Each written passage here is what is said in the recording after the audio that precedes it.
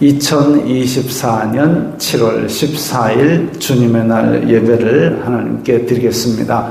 성경 찬송 맨 앞의 새번역 사도신경으로 신앙 고백하겠습니다. 저는 전능하신 아버지 하나님 천지의 창조주를 믿습니다. 저는 그분의 유일하신 아들 우리 주 예수 그리스도를 믿습니다. 그분은 성령으로 잉태되어 동정녀 마리아에게서 나시고 본디오 빌라도에게 고난을 받아 십자가에 못 박혀 죽으시고 장사된 지 사흘 만에 죽은 자 가운데서 다시 살아나셨으며 하늘에 오르시어 전능하신 아버지 하나님 오른편에 앉아 계시다가 거기로부터 살아있는 자와 죽은 자를 심판하러 오십니다. 저는 성령을 믿으며 거룩한 공교회와 성도의 교제와 죄를 용서받는 것과 몸의 부활과 영생을 믿습니다. 아멘. 이 시간에는 일주일 동안 살면서 주님 뜻대로 살지 않았던 것들을 각자 목소리를 내어서 회개하는 기도를 드리겠습니다. 거룩하신 아버지 하나님 감사합니다. 저희들에게 예배할 수 있는 은혜를 주시니 감사합니다. 주여 불쌍히 여겨 주시옵소서. 저희들은 죄인입니다. 이 세상 속에 살면서 세상이 주는 육신의 정욕, 안목의 정욕, 이생의 자랑을 따라 살았습니다. 용서하여 주시옵소서. 저희들이 마음으로 입술로 탐욕과 악독을 바라였던 것을 용서하여 주시옵소서. 저희들이 주님 앞에 고백하는 모든 죄를 주님은 미쁘시고 의로우사 저희들을 모든 허물에서 죄에서 건져내 주시고 깨끗게 하여 주시옵소서. 죄 용서받는 기쁨을 이 예배 시간에 회복시켜 주시고 저희 속에 정직한 영을 새롭게 하여 주시옵소서. 저희들이 이렇게 주님 앞에 고백한 모든 죄들 다시 그 죄에 넘어지지 말도록 도와주시고 지켜 보호하여 주시옵소서. 예수님 이름으로 기도드리옵나이다. 아멘. 찬송가 25장 하면서 봉헌하겠습니다.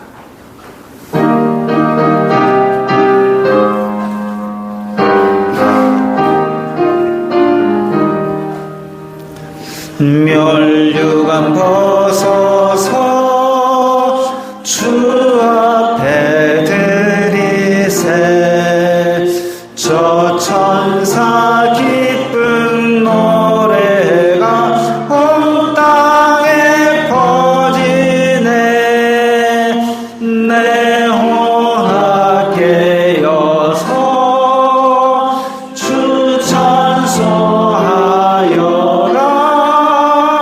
온 백성 죄를 속하신 만왕의 왕일세. 멸류관 벗어서 주 앞에 드리세. 그 손과 몸의 상처가 영광 중 빛나네. 하늘의 천사도 그 영광 보고서 고난의 신비 알고자 늘 흠모하도다. 멸류관 벗어서 주 앞에 드리세. 온 세상 전쟁 그치고 참 평화 오겠네. 주 보좌 앞에서 온 백성 엎드려 그 한량 없는 영광을 늘 찬송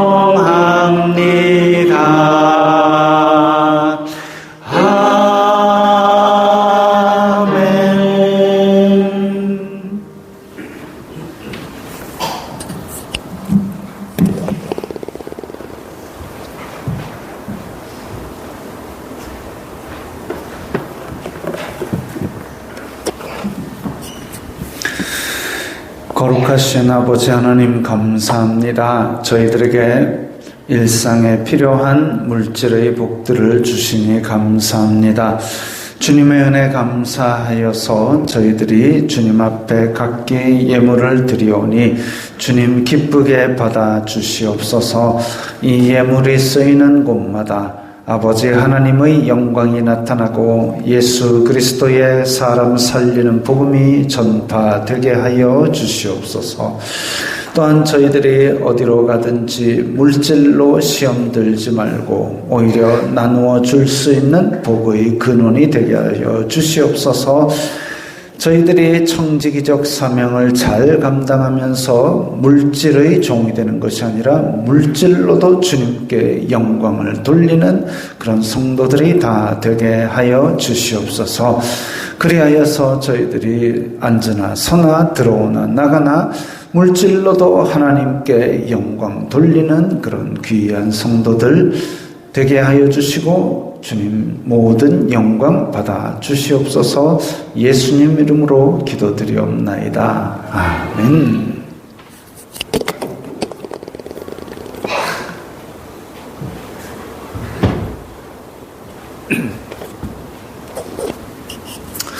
웨스트민스터 신앙고백서 제32장 인간의 사후 상태와 죽은 자의 부활. 이제 웨스트민스터 신앙고백서가 꽤 긴 시간 우리 했지요. 33장이면 이제 끝납니다.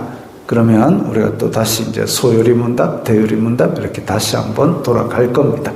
자, 32장 우리 함께 읽겠습니다. 예수님이 재림하실 때에 살아남아 있는 신자들은 죽지 않고 그 몸이 변화를 받을 뿐이며 모든 죽었던 신자들은 여전한 몸으로 부활하게 되는데 다만 그 체질이 다를 뿐이다. 그들의 이와 같은 몸이 다시 그들의 영혼과 영원히 결합되어 있을 것이다. 마지막 심판날에 불의한 자들의 몸은 그리스도의 권능에 의하여 욕된 것으로 부활한다.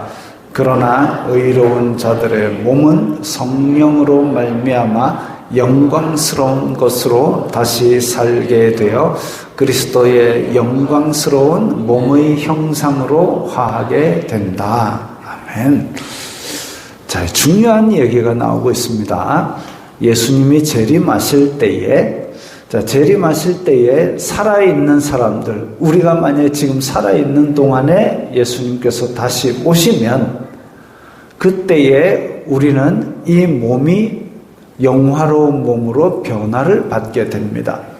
그러나 그 전에 어떤 일이 있느냐 하면 죽어 있는 성도들이 먼저 부활하게 됩니다. 그 부활하게 되는 것은 앞에 보면 여전한 몸으로 부활하게 된다 그랬는데 이게 우리의 살아있던 그 몸으로 부활한다는 얘기가 아니라 누군지 알아보는, 정체성을 알아보는, 그러니까 우리가 예수님께서 다시 오셔서 우리의 몸이 영화롭게 부활을 했습니다.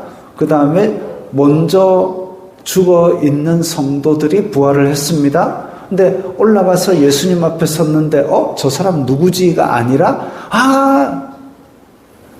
저 사람이 누구누구구나 하고 알아볼 수 있는, 그게 이제 여전한 몸이란 뜻이지, 우리가 아파가지고 먼저 죽었는데 그 아픈 몸으로 끄적끄적 하면서 허리야 하면서 예수님 하고 올라가는, 그게 아니란 얘기죠. 여전한 몸이라는 것은 그 사람인 줄 알아보는 몸으로 부활하게 되는데 다만 그 체질이 다릅니다. 영화로운 몸으로 부활하게 될 겁니다. 그래서 먼저 죽어 있는 성도들이 부활의 몸을 입고 그리고 예수님 앞으로 가고 그 다음에 우리들이 살아있는 상태에서 영화로운 몸으로 변화되어서 그렇게 영혼과 영원히 결합되어 있을 겁니다. 그래서 하나님 앞에서 살게 될 것입니다. 한편 넘어가야 되는데 마지막 심판날에 예수님께서 다시 오셔서 심판하시는 그 날에 불의한 자들의 몸은 욕된 것으로 부활합니다. 그러니까 먼저 죽었지만 죽은 사람이 부자와 나사로의 비유처럼 부자는 불 붙는 못에서 고통받고 있다가 마지막 예수님께서 최후의 심판날에 다시 불러냅니다. 그때는 욕된 것으로 부활합니다. 영광스러운 몸이 아니라 그래서 그 정확한 몸의 상태는 우리가 지금은 이해할 수가 없지만 욕된 것으로 부활하고 그리고 영원한 심판을 받아서 이제 영원한 벌에 확정되어 처하게 되는 것이죠. 의로운 자들의 몸은 영광스러운 몸으로 다시 살게 되어서 예수님처럼 영광스러운 너희도 나와 같이 되리라고 하신 그 말씀처럼 그래서 영원한 아버지의 나라에 들어가게 되고 또한 이 모든 마태복음 28장에 나온 대로 하늘과 땅의 모든 권세를 예수님께서 지금은 받아 가지고 계시지만 이 세계를 심판하시고 최후의 심판이 마친 후에는 이 모든 나라와 권세와 영광을 아버지께로 돌린다는 것이 고린도전서 15장에 나옵니다. 그렇게 해서 모든 성경의 역사가 완성되게 되고 우리는 영화로운 몸으로 영화로운 아버지의 나라에서 함께 지내게 될 것입니다. 이게 우리의 소망이죠. 변치 않는 소망. 이 소망을 가지시기 바랍니다. 516장 찬송합니다.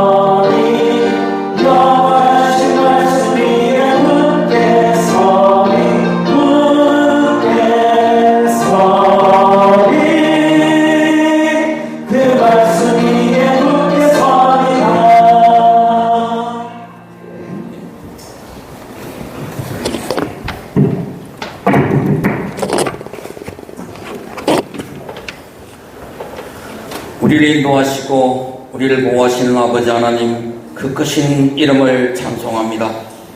저희들 아버지 하나님의 자녀 삼아주시고 이 땅에서 그 크신 사랑을 전하며 살아갈 수 있는 은혜 주심을 감사합니다. 저희들 항상 말씀과 기도와 찬송으로 아버지 하나님의 뜻을 구하며 아버지 하나님을 높이며 살아가기를 원합니다. 저희들의 마음과 생각이 온전히 아버지 하나님만을 바라며 살아가도록 지켜주시고 보호하여 주시옵소서. 저희들의 작은 신음소리까지도 들으시고 응답해 주신 아버지 하나님, 부족하고 연약한 저희들 기쁠 때나 슬플 때나 건강할 때나 아플 때나 항상 저희와 함께 하시고 저희들을 붙들어 주심을 감사합니다. 시냇가에 심은 나무와 같이 맡겨주신 일들을 감당할 때 아름다운 열매를 많이 맺을 수 있도록 도와주시옵소서. 가정과 일지에서 맡겨주신 모든 일이 형통하도록 도와주시옵소서. 그리하여 맡겨주신 자리에서 화평의 도구로 쓰임받고 맡겨진 일을 통하여 번성케 하는 복의 통로로 쓰임받는 은혜를 더하여 주시옵소서. 아버지 하나님, 저희들의 못난 생각과 마음이 저희들의 제 길로 인도하지 못하도록 지켜주시옵소서. 자기 눈에 들보는 보지 못하고 남의 눈을 뒷거를 보고 지적하고 비판하지 말도록 도와주시옵소서. 이웃의 약점, 이웃의 단점을 먼저 보지 말고 자기를 먼저 돌아보고 자기보다 남을 낮게 여기는 하나님의 질서가 저희들의 마음에서부터 먼저 바르게 세워지게 하여 주시옵소서. 아버지 하나님, 이 땅 대한민국을 고쳐 주시옵소서. 먹을 것이 넘쳐나고 입을 것이 넘쳐나도 더 많이 가지고 더 높아지려고 다투는 나라가 아닌 마른 떡 한 조각만 있어도 웃음이 있고 화목한 나라 되게 하여 주시옵소서. 악한 일을 행하는 자, 거짓말을 하는 자가 부끄러움을 당하고 성실한 사람, 정직한 사람이 칭찬받는 나라 되게 하여 주시옵소서. 교회 속한 성도들을 위해서 기도합니다. 성도들의 건강과 가정과 일터를 지켜 주시옵소서. 어려움과 고난과 질병과 시험 가운데서도 새 힘을 주시고 피할 길도 열어주시고 회복시키시고 강건케 하신 은혜가 넘치게 하여 주시옵소서. 항상 주님을 찾고 주님의 도우심으로 승리하는 하나님의 자녀들 다 되게 하여 주시옵소서. 저희학교 팀빌 모임 남녀 전도회 청장연구 모임에서도 서로를 세워주고 사랑하고 사랑받는 은혜가 충만한 기쁨의 공동체가 되게 하여 주시옵소서. 내리게 동력하는 교회들과 선교사들 맡겨진 사명 잘 감당할 수 있도록 은혜로 충만하게 하여 주시옵소서. 일시간 말씀 주실 때 들을 수 있는 길을 주시옵소서. 말씀으로 우리를 고쳐주시고 변화시켜 주시옵소서. 말씀에 순종하는 믿음이 다해지고 말씀 위에 굳게 서서 믿음으로 하나님을 기쁘시게 하는 하나님의 백성으로 살아가도록 도와주시옵소서. 이 모든 말씀 예수 그리스도 이름으로 기도드리옵나이다. 아멘.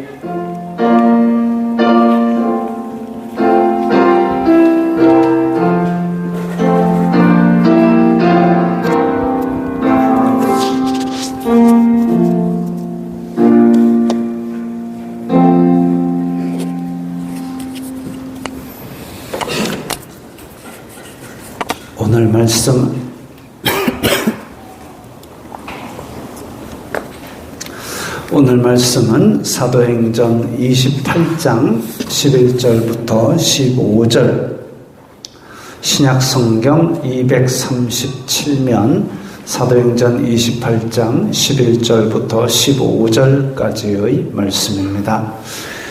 함께 읽겠습니다. 석 달 후에 우리가 그 섬에서 겨울을 난 알렉산드리아 배를 타고 떠나니 그 배의 머리 장식은 디오스 우로라. 수라구사에 대고 사흘을 있다가 거기서 둘러가서 레기온에 이르러 하루를 지낸 후 남풍이 일어나므로 이튿날 보디올에 이르러 거기서 형제들을 만나 그들의 청함을 받아 이레를 함께 머무니라. 그래서 이와 같이 로마로 가니라. 그곳 형제들이 우리 소식을 듣고 아비오 광장과 트레이스 타베르네까지 맞으러 오니 바울이 그들을 보고 하나님께 감사하고 담대한 마음을 얻으니라. 아멘. 자, 바울 일행은 멜리데 섬에서 3개월을 보냈습니다. 지금 저 주황색 화살표가 있는 동그라미, 그 위에 있는 큰 거 아니고 그 동그라미 저기가 멜리데 섬입니다. 아주 작은 섬이지요. 거기서 촌장의 아버지의 병을 고쳐주고 바울이 또 거기서 성령님의 능력으로 말미암아 그렇게 병들을 고쳐주니까 그 섬 사람들에게 또 복음을 전할 기회가 되었습니다. 그렇게 해서 복음을 전하고 3개월을 이제 그 섬 사람들이 얼마나 고맙겠습니까? 뜬금없이 파선해가지고 물에서 거의 거지처럼 기어 올라온 사람들이 이게 병을 고쳐주고 막 그러니까 막 도와주는 거죠. 이제 곧 로마로 간다니까 필요한 거 먹을 거 다 챙겨가지고 실어주고 멜리데 섬에 머물러 있던, 그러니까 사도 바울이 탔던 배는 저기 갈라디아 쪽에서 알렉산드리아 배로 갈아타고 넘어왔는데, 그런데 알렉산드리아에서 한 대만 온 것이 아니라 뒤에서도 계속 오고 있고 앞에서도 이미 가고 있었던 거죠. 그래서 멜리데 섬에 먼저 머물러 있던 알렉산드리아 배, 똑같은 아마 곡식 화물선으로 보입니다. 그걸 이제 타고 로마로 가기로 되었습니다. 근데 우리가 알렉산드리아 배를 타고 떠났다 해서 그 우리가 미리 탔던 276명 전부 다는 아닐 겁니다. 왜냐하면 새 배에도 원래 탔던 사람들이 많고, 그러니까 아마도 백부장과 바울 일행을 포함한 소수의 무리들이 이제 이 배를 타고 같이 갔을 겁니다. 이 배의 머리 장식은 디오스구로라고 했는데, 이제 이런 구체적인 묘사를 통해서 이 시대상, 그 시대에 이런 배들이 원래 있었으니까 라고 우리는 현실적으로 깨닫게 되는 거죠. 그때 그런 배, 디오스구로 이러면 우리는 이제 처음 듣는 얘기죠. 제우스의 아들 중에 쌍둥이가 있습니다. 그 쌍둥이가 우리 이제 겨울 별자리 이러면 크게 육각형이 있습니다. 거기에 이제 남쪽에 보면 쌍둥이 별자리가 있는데 카스토르와 폴룩스, 그게 이제 제우스의 두 쌍둥이 아들입니다. 그 쌍둥이를 형상으로 만들어 가지고 이 지금 디오스구로라고 불렀던 것으로 보입니다. 배의 앞에 머리 장식을 쌍둥이, 그 제우스의 두 쌍둥이가 아마도 안전한 항해의 수호신으로 그렇게 섬겼던 모양입니다. 그러면 이런 구체적인 묘사로 인해서 그 바울 당시에 이런 일들이 실제로 있었지 하고 이제 고대 유물을 찾아내고 이렇게 하면 이제 이 사도행전의 기록이 현실적이고 사실이라는 것을 더 확실하게 믿게 되겠지요. 자, 그래서 멜리데 섬에 거기에서 겨울을 났던 그 배를 타고 이제 로마로 올라가게 됩니다. 그런데 좀 이제 확대를 했습니다. 멜리데에서 올라와가지고 수라구사라는 좀 큰 섬의 항구로 한번 들립니다. 수라구사, 지금은 이제 시라큐스 뭐 이렇게 불린다고 합니다. 저 동네는 제가 아는 게 하나도 없어가지고 저 장화같이 생긴 게 이탈리아다 그 정도는 알지요. 자, 수라구사 시라큐스라는 곳으로 한번 들립니다. 저기 지금 멜리데에서 수라구사로 한 칸만 딱 올라갔지만 저게 이제 보기에는 가까워 보여도 한 150km 됩니다. 그럼 이제 로마까지의 전체 거리가 대략 나오지요. 나오는데 자, 저까지가 150km이지만 지금처럼 우리가 거리만 나오면 저거 얼마 만에 간다 이게 예측이 안 됩니다. 왜냐하면 저 시대는 돛담배 배를 타고 가야 되니까 바람이 잘 불면 뭐 하루 만에도 갈 수 있는데 바람이 안 불면 이제 하염없이 가야 되는 거죠. 150km 떨어진 곳에 올라갔습니다. 그 다음에 도착한 곳은 또 비슷하게 떨어져 있는 레기온이라는 곳인데 저 이탈리아 반도 장화처럼 되어 있는 구두코처럼 뾰족한 저 끝에 있는 항구가 레기온이라는 도시입니다. 근데 저까지 가는 데는 별로 속도가 안 났던 모양인데 여기에서 남풍이 일었다 합니다. 남풍이 일었다. 근데 우리가 유라굴로라는 태풍이 일어날 때는 그 동풍이 일어가지고 완전히 이제 밀려가듯이 그렇게 됐는데 지금은 이제 계절이 바뀌었죠. 지중해의 계절이 바뀌어서 이제는 항해가 가능한 시절이 되고 로마로 올라갈 수 있는 바람이 불었다 이겁니다. 그래가지고 레기온에서 저 보디올까지 한 340km 정도 된다고 합니다. 저까지를 꽤 먼 거리를 하루 만에 주파했다고 그렇게 되어 있습니다. 그러니까 바람만 불면 진짜 이제 순풍에 돛단 듯이 가는 거죠. 보디올이라고 되어 있는 저 장화의 발목 부분에 있는 저 도시는 지금의 나폴리 근처로 추정됩니다. 나폴리다 뭐 이렇게 보시면 되겠습니다. 거기서 로마까지도 아직까지는 많이 떨어져 있죠. 한 200km 떨어져 있다고 합니다. 근데 이제 보디올에 도착을 했더니 오늘 본문에 보니까 형제들을 만나라는 얘기가 나옵니다. 평소에 제가 사도행전을 읽을 때는 그냥 가다가 형제들 만나, 그리고 아비오 광장 또 형제들을 만나 휙휙 지나가고 로마로 빨리 가야지 그 생각밖에 안 하고 휙휙 지나갔던 구절들인데 오늘 본문을 보면서 이 형제들을 만나라는 부분이 2번 나오는데 여기에 꽂혔습니다. 자, 형제들이라고 하면 이제 헬라어에 보면 일반적으로 이제 같은 아버지에게서 난 형제, 이제 우리말에도 그런 뜻이죠. 형제. 그 다음에 또 확장된 뜻이 있습니다. 연합한 자, 연합된 자들, 그리고 목숨을 내어줄 만큼 사랑하는 자, 이런 의미도 있습니다. 그러니까 구약 성경에 있던 다윗과 요나단 같이 그렇게 목숨을 내어줄 정도로 사랑하는 자들, 이런 뜻도 가진 단어가 이 형제들이라는 아델포스라는 뜻입니다.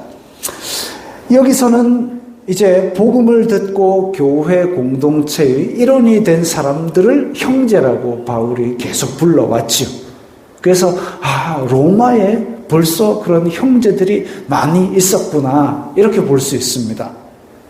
복음을 들은 이방인들도 바울은 형제들아라고 불렀습니다. 바울이 아직 로마에 도착도 안 했는데 형제들이 그렇게 벌써 어디서 이렇게 많이 있었을까요? 이제 그걸 추정해 보는 거죠. 가장 멀리 언제 복음이 전해졌을까 고민을 해보면 오순절 때, 사도행전 2장에 오순절 때 사도들이 그때 성령님으로 말미암아 복음을 전하기 시작했을 때, 그때 오순절을 지키러 많은 곳에서 예루살렘으로 그렇게 몰려왔었습니다. 예루살렘의 절기를 지키러 갔다가 사도들의 복음을 들었던 사람들이 있었을 겁니다.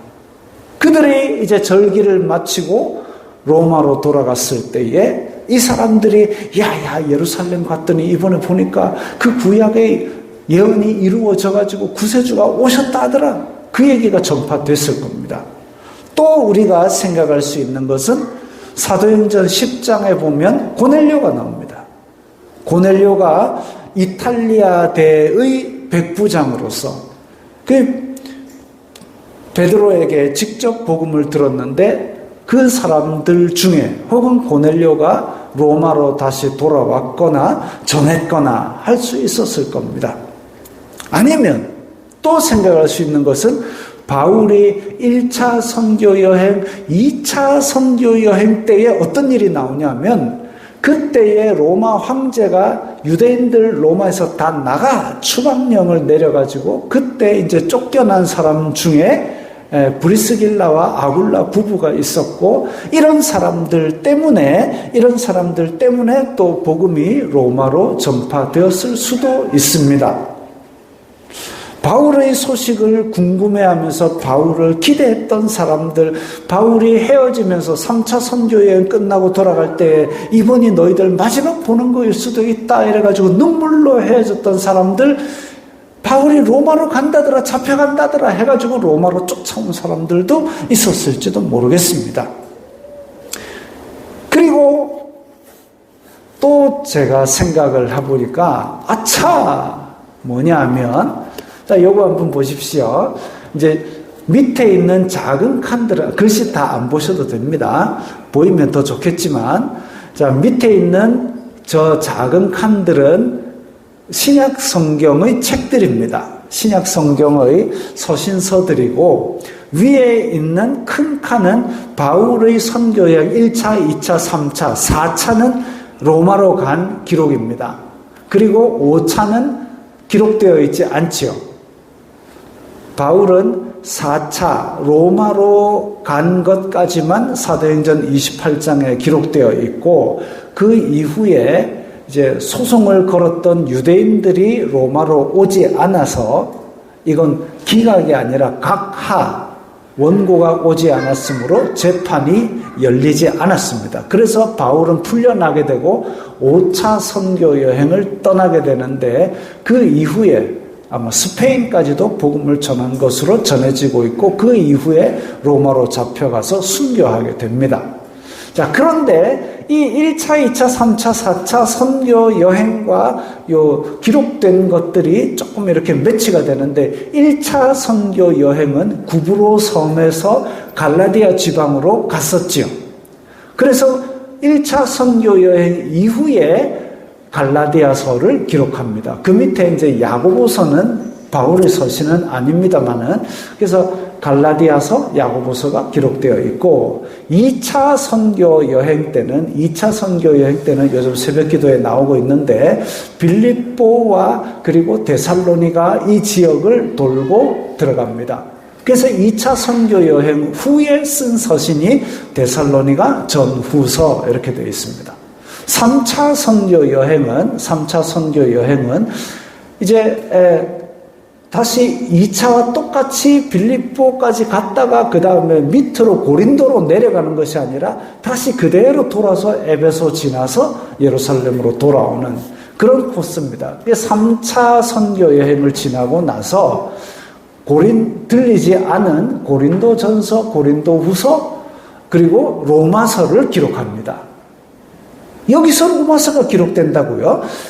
3차 선교 여행 때에 아마도 에베소 근처에서 기록되지 않았을까 뭐 이렇게 생각을 합니다만 고린도전서, 후서, 로마서 바울은 아직 로마에 가지 않았지만 로마서를 기록하였다는 이 기록이 나오는데 그리고 이제 4차 선교 여행 로마로 가서는 로마에서 감금되어 있으면서 에베소서, 빌립보서, 골로새서, 빌레몬서, 옥중서신이라 부르는 저 네 권을 쓰죠.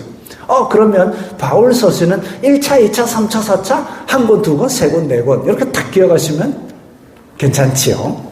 그 다음에 뒤에는 이제 바울이 마지막 편지로 디모데 전서 후서를 기록하게 됩니다. 자, 그게 문제가 아니고 3차 선교 여행 때까지 로마를 가지 않았는데 로마서를 기록했단 말이죠. 근데 로마서의 마지막에 로마서 16장, 로마서가 교리를 집대성해 놨습니다. 어떤 사람들에게 성경 중에서 그야말로 부득이한 사정으로 빼고 뺀다면 뭐 남길래 하면 로마서 남긴다. 로마서 여기서도 빼고 뭐 남길래 하면 8장 남긴다 할 정도로 로마서 8장은 아주 중요한 성경입니다만은, 어디 성경이 다 중요합니다만은 그 정도로 로마서가 예수 그리스도의 복음을 집대성을 잘 해놓은 책입니다. 그런데 이런 로마서의 맨 뒤에 16장에 보면 거기에 누구에게 문안하라, 누구에게 문안하라 라는 말이 나옵니다. 그 이름들은 로마에 있는 성도들의 이름이죠. 또 누구와 같이 있는 형제들에게 문안하라 이런 얘기도 나옵니다. 즉 로마에는 교회가 하나만이 아니라 여럿이 있었음을 알 수 있습니다. 예를 들면 브리스길라와 아굴라와 그 집에 같이 있는 형제들에게도 문안하라라는 얘기는 브리스길라와 아굴라가 지금 로마로 돌아갔다는 얘기입니다. 근데 로마에서 자기 집을 이제 교회로 내어서 거기서 공동체가 모였다는 거죠. 그런데 뒤에 보면 또 누구와 같이 있는 형제들에게도 문안하라 이런 얘기가 2번 더 나옵니다. 다시 말하면 교회가 적어도 3개 이상 있었다라는 거죠. 로마에. 그래서 이름이 거론된 사람의 수를 세어보면 이제 정확하게 셀 수가 없습니다. 왜냐하면 누구와 그의 형제들에게 문안하라 이런 얘기가 있기 때문에. 근데 이름이 거론된 것만 20명이 넘습니다. 20명이 넘습니다. 3차 선교 여행 시절에 로마에 이미 이 정도로 교회가 있었습니다. 그리고 실제로 사도들 이후에 이제 로마가 지배하던 땅들에서 보고하는, 우리로 치면 이제 각 지방 정부가 로마 정부로 보고하는 서신에 보면 저 시골까지도 다 복음이 전파된 것을, 그래서 유대인들로 시작된 이 기독교도들이 지금 이 도시에도 있습니다라는 보고들이 실제로 많이 유물로 출토가 되어서 그렇게 해서 지금 고고학계에서 나와 있습니다. 다시 말하면 사도들의 복음 전파가 주요 대도시만 이루어진 것 같지만 그 사람들이 또다시 자기의 고향으로 내려가고 해서 그 지역에 아주 복음이 편만하게 있었던 것을 우리는 현재의 이 역사를 통해서 알 수 있습니다. 바울이 지금 로마에 오기 전에 이미 이렇게 교회들이 서 있었는데 바울이 로마로 잡혀온다더라. 우리 바울을 이제 얼굴 한번 볼 수 있겠구나. 벌써 기대하고 고대하는 마음이 있는데 소식이 끊어졌대요. 풍랑이 일어서 소식이 끊어졌대요. 어떻게 하나 학수고대를 하는데 소식이 끊어졌으니까 얼마나 안타깝게 그렇게 기다리고 있었겠습니까? 그런데 이제 온대요. 또 온다는 소식을 들으니까 살아서 얼굴을 보게 되니까 얼마나 반갑겠습니까? 전화도 없습니다. 인터넷도 없습니다. 신문도 없고. 그러니까 지금 얼굴을 보면 언제 다시 볼지 알 수도 없고 연락을 할 수도 없고 혹은 평생을 볼 수 없을지도 모릅니다. 하나님은 바울을 로마로 가라라고 명령하시면서 이미 텃밭을 다 일궈 놓으신 거죠.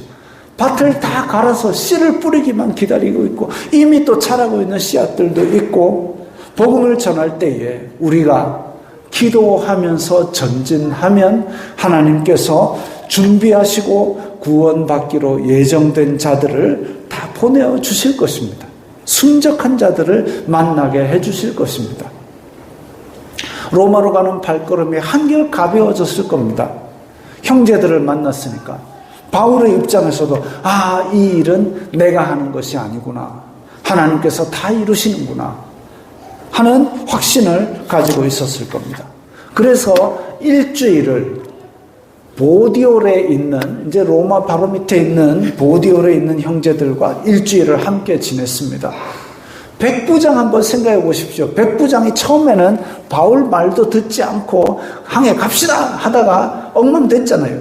근데 바울 말대로 지금 다 살아났습니다. 로마로 가게 됐습니다. 근데 죄수 바울을 호송하는 입장이지만 폭풍을 겪었고 그렇게 겨우 살아나고 이러면서 바울의 하나님이 살아계시고 함께 하시는 것을 봤지 않습니까? 일주일을 여기 형제들하고 있겠다 그러는데 바울 빨리 갑시다 이 소리 하겠습니까? 바울을 이끄는 입장이 아니라 오히려 바울을 존경하는 입장이었습니다. 오히려 복음을 들었을지도 모르겠습니다. 뭐 성경에 안 나오는 얘기니까. 어쨌든 딱히 재촉하지 않고 일주일을 보디올에서 형제들과 바울이 함께 지냈습니다. 로마로 가는 길에 이렇게 많은 사람이 몰려와서 환대하는 것을 보면 어쩌면 백부장은 자신보다 더 권위 있는 사람으로 느꼈을지도 모르겠습니다.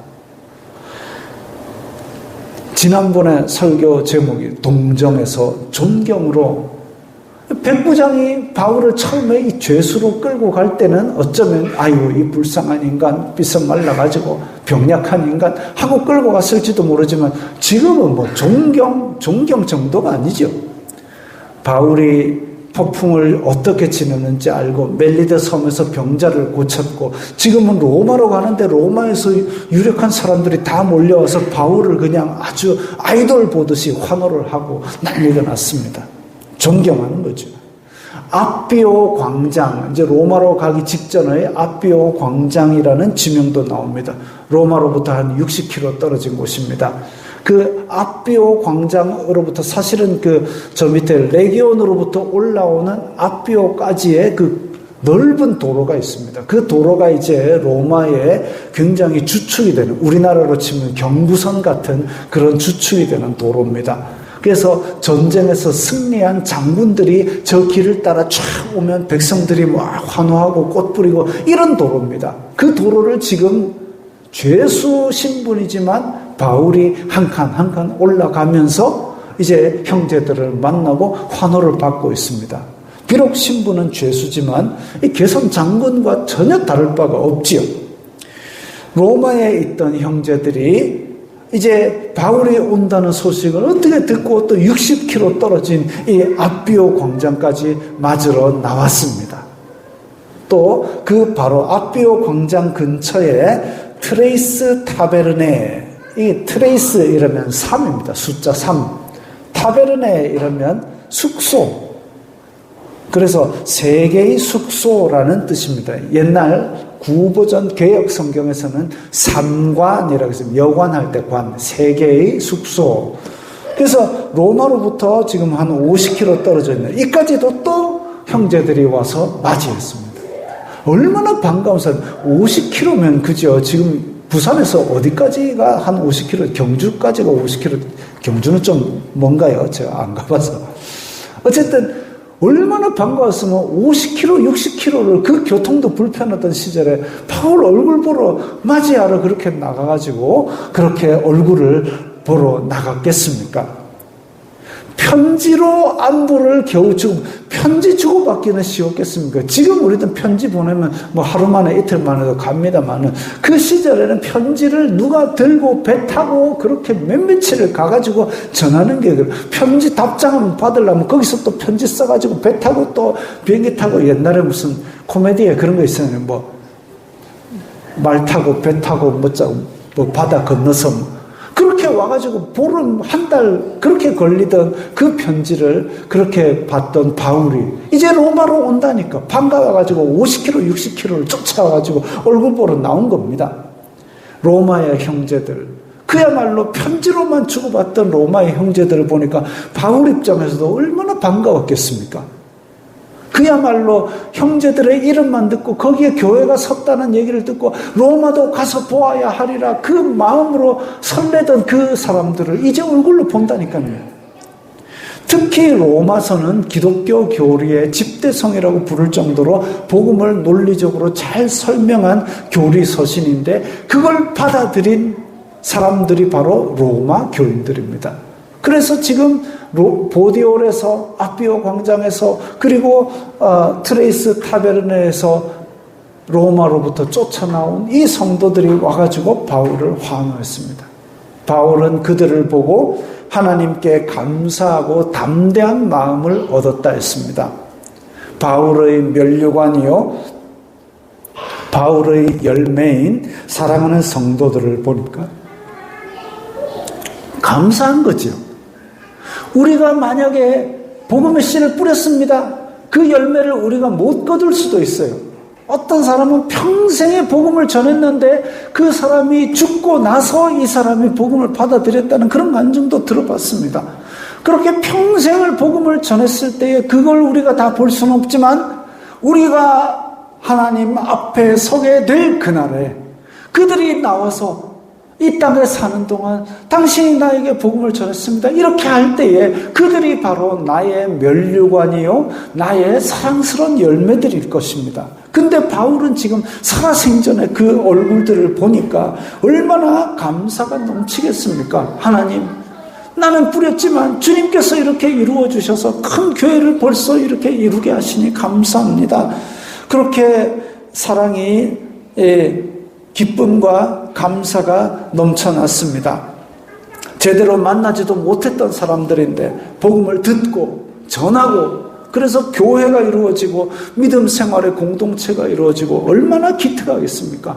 그 바울을 보겠다고 몇십 킬로미터나 마중 나와서 환대하는 그 공동체의 사랑을 한번 생각을 해보십시오. 기쁨과 감사가 이루 말할 수 없을 겁니다. 내리교회가 우리 성도들 간에도 만나면 반갑고 기쁘고 하나님께 감사할 정도로 우리 서로도 사랑이 넘쳤으면 좋겠습니다. 서로를 위해서 날마다 기도하고 또 서로의 안부를 묻고 사랑과 선행을 격려하고 힘을 북돋아주고 그래서 세상으로 나아갈 때 더 담대해지는 그런 공동체가 얼마나 좋겠습니까? 또 떠나있던 성도들도 내리교회를 생각하면 성도들의 이름을 부르면서 새벽마다 기도하는 강 목사가 생각나고 또 팀별 모임을 같이 했던 성도들이 또 생각나고 내가 힘들어도 나를 위해 기도하는 장로님, 권사님, 집사님들이 생각나고 그럼으로써 힘을 다시 얻을 수 있다면 얼마나 좋겠습니까? 그치? 그래. 교회가 우리가 몇 차례 이전을 하다 보니까 이제 우리가 부산 전역에 흩어져 있지 않습니까?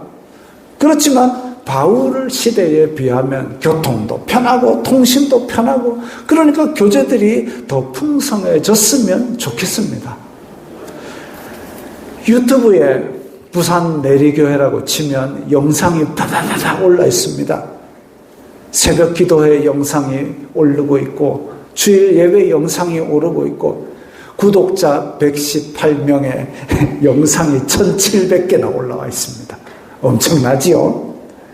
번거롭고 까다롭지만 그걸 매일 올린다고 해서 유명한 목사님들만큼 조회수가 나오지도 않습니다. 구독자가 118명이면 그죠? 이게 제 친구 중에 구독자가 뭐 10만 몇십만도 있는데 118명 구독자 118명. 사실 지난주에 119명 찍은 걸 봤는데 한 명 줄었습니다. 누가 구독을 취소하고 도망갔는지. 조회수도 보면 100 넘는 게 잘 없습니다. 옛날 오래된 몇 년 전에 거는 뭐 100명, 200명도 봤습니다만은 늘 보던 분들이 보는가 봐요. 그래도 계속 올리는 것은 새벽에 나오지 못하는 우리 성도들 그리고 새벽에 나오지 못하는 저 대전, 대구, 부산에 있는 분들과 함께 보면서 매일 믿음의 교제를 나누는 거죠. 또 말씀과 예배를 통해서 더 많은 사람들과 교제를 나누고 싶어서 그럽니다. 저거 맨날 보면 강 목사가 지금 여기 앉아 있어도 나랑 같이 있는 것 같이 그렇게 생각이 드는 거죠. 어떤 사람이 목욕탕에서 옆 사람이랑 아주 반갑게 그래요 하고 막 한참 수다도 떨고 그랬답니다. 근데 집에 오면서 생각해 보니까 아무리 생각해도 어디서 친했던 사람인지 도저히 기억이 안 나더랍니다. 근데 텔레비를 딱 켰는데 그 사람이 나오더랍니다. 맨날 보니까 친근해져가지고 목욕탕에서도 원래 알았던 사람인 것처럼 아이고 하고 등도 두드려가면서 그렇게 얘기를 한 거죠. 그겁니다, 저게. 내리교회 이름을 날마다 보고, 목사 잘나지는 않았지만 그래도 날마다 보고 이러면 나랑 함께 있는 것 같이 느끼는 거죠. 성도들이 나와 떨어져 있지만 그분의 이름을 부르고 그분을 위해서 기도할 때에 그분과 나와 함께 있는 것 같이 느낌이 듭니다. 심지어는 영적인 교제도 가능합니다. 뜬금없이 그분이 생각나서 그분을 위해서 기도할 때에 다음에 또 얘기를 들으면 그때 마침 내가 어려웠는데 내가 기도하는 내리교회 성도들을 생각하고 힘을 얻어서 살아났다. 그 얘기를 하는 거죠. 그게 영적인 교제입니다. 바울이 낯선 땅 로마에 처음 발을 디뎠지만 형제들이 마중 나와가지고 반가워하고 환대했을 때, 야, 여기도 믿음의 땅이구나. 여기도 하나님의 나라가 선포된 땅이구나. 낯선 땅이 아닌 거죠. 그러면 벌써. 그것처럼 공동체의 사랑은 낯선 땅을 친근하게 만들어줍니다. 사람의 눈으로는 하나님을 볼 수 없지만 형제들의 사랑은 하나님을 느끼게 해줍니다. 하나님의 사랑을 가까이 있게 해줍니다. 예수님께서 새 계명을 주노니 너희가 서로 사랑하라고 하셨습니다. 사랑은 우리가 세상 모든 사람들을 다 사랑하면 좋겠지만 그렇게 사랑할 수가 없더라도 우리 가족을 예수님의 사랑으로 섬기며 사랑하십시오. 내리교회 공동체 안에서 섬기고 사랑하십시오. 그렇게 사랑하면서 환대할 때에 바로 그것이 천국이 이미 이루어지는 줄 믿습니다. 우리 이 말씀을 생각하면서 공동체의 사랑, 바울이 처음 디딘 로마가 내 땅처럼 느껴지게 만들었던 이 사랑처럼 우리가 서로 성도 서로 간에 그리고 낯선 사람들이 교회 공동체 안으로 들어올 때 우리의 사랑으로 말미암아 낯선 땅에 아니게 되고 하나님 나라가 이루어지게 될 줄 믿습니다. 그 말씀을 생각하면서 우리 다 함께 결단하는 기도 드리겠습니다. 거룩하신 아버지 하나님 감사합니다. 저희들이 주님 앞에서 이렇게 주님의 말씀 새로운 계명 서로 사랑하여라 내가 너희를 사랑한 것 같이 서로 사랑하라는 그 계명으로 교회 안에서 형제간의 사랑이 서로 넘치기를 원합니다. 주여 도와주시옵소서. 예수 그리스도의 이름으로 서로 사랑할 때에 세상과는 구별된 모임인 줄 믿습니다. 세상에 착한 일하는 사람, 가난한 사람을 돕는 사람들은 많지만 예수 그리스도의 말씀으로 사랑이 풍성한 곳이 예수 그리스도의 교회가 구별되는 방법인 줄 믿습니다. 내리교회가 하나님의 말씀을 따라 예수 그리스도의 사랑으로 서로 섬기며 사랑하며 우리 안에서 먼저 천국이 이루어지게 하여 주시옵소서. 예수님 이름으로 기도드리옵나이다. 아멘. 주의 빛 가운데 전진해 부르겠습니다.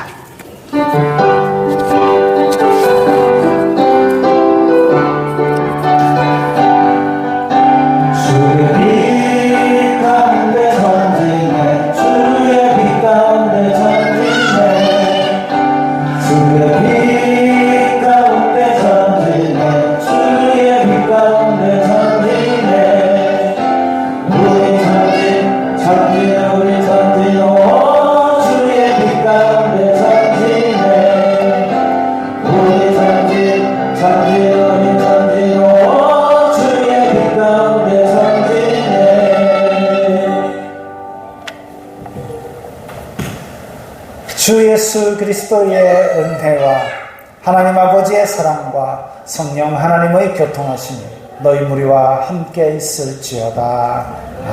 아멘.